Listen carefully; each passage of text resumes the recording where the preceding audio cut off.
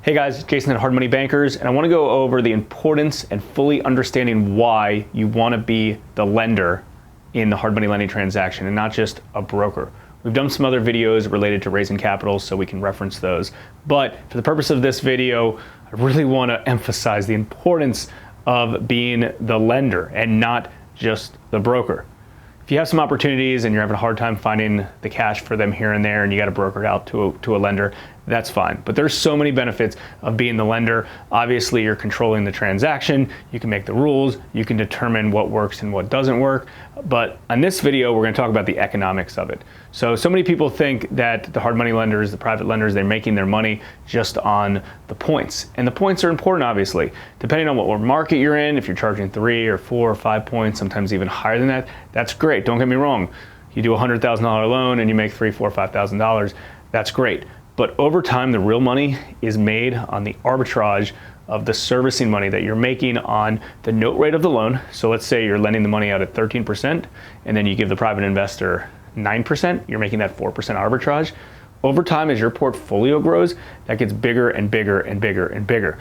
Let's say it's a $100,000 loan and it's out for a year, that's $4,000. You're doing 4% on that case. And then you grow and you grow and you grow. We have $35 million outstanding right now. So you can do the math on how that's grown. And that didn't grow overnight, don't get me wrong, but the portfolio grows over time and over time and over time and over time. And a lot of that money comes from that. Keep in mind, as you grow as a hard money lender, you're gonna have costs. You're gonna have marketing costs. You may have some administrative costs. You have some bookkeeping costs. Maybe you have a salesperson. Maybe you have processor and things like that. So the goal is to try to get all those costs wrapped in to the upfront fees. Obviously, you wanna make money on the upfront fees as well. But the purpose of this is to understand that you can't just be a broker out the loans, make your one-time fee, and it's over. You wanna have a trail of income that's coming over. It's coming in on a regular basis. I mean, think about it like this. Let's say we don't write any loans this month. We're still going to get paid because we have an outstanding portfolio.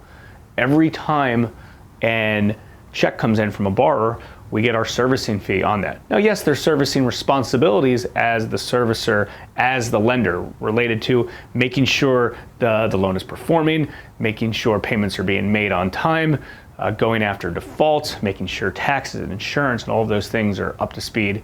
And obviously, those are all things that are super important that have to be done, but those are things that need to be done as a private lender in order to be successful and in order to make money doing it that way. So I hope that makes sense to you, because I know so many people out there that say they're hard money lenders and they broker deals. They have zero control because they're brokering it to somebody else who makes all the rules, who's putting the underwriting stuff in place. But they're just living for their next deal and their next deal and their next deal and next deal. I don't know about you, but I don't like to just have to wake up and be reliant on closing another deal and close another deal. And hey, I make my $3,000 or $4,000 here. Hey, I make another $3,000, $4,000 here. I make another $3,000, $4,000 here. That's great. Don't get me wrong. That money's very important. And growing your portfolio and doing more and more deals is important. But the main part and the main income from the lending is the servicing and making that arbitrage. And it's up to you about how you do that. If you want, you can give a private investor a bigger return or a smaller return. My only recommendation on that is when you are raising capital and you're dealing with investors that have money, typically sophisticated investors that have money, typically they're smart and they want to get a decent rate of return. So a good rate of return for an investor in the hard money space, as a private investor in the hard money space, is anywhere between, I would say, 7% on the low end and maybe 12% on the high end. We usually come in around 9 or 10%. That's what meets our investors' specifications. If there's any one downfall of this business model, is the income from it is interest income. So it gets taxed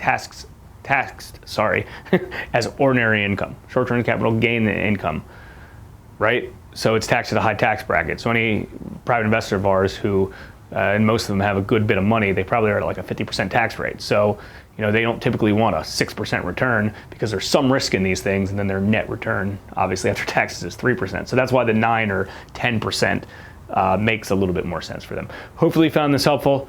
I'm glad you guys are following Chris and myself at Hard Money Bankers and Hard Money Business. We've been doing this business for a long time and we're really, really passionate about it, and I'm sure you can probably see that. Any questions that you have related to this particular topic or anything else, feel free to reach out. See you soon.